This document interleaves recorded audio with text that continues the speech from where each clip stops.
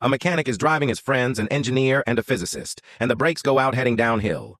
The car speeds up out of control, and they think they're all going to die. Luckily, the mechanic is able to slow the car down on the shoulder, stop, and they all get out and breathe a sigh of relief. The mechanic says, "Wow, I better check the brake line and see what happened." The engineer pulls out a phone and replies, "Well, it was probably a manufacturing defect. Let me see if there was a recall on this particular model." "Whoa, whoa, whoa, folks," says the physicist. "You're jumping the gun. First, let's get the car to the top of the hill, start back down it, and see if the same thing happens a second time."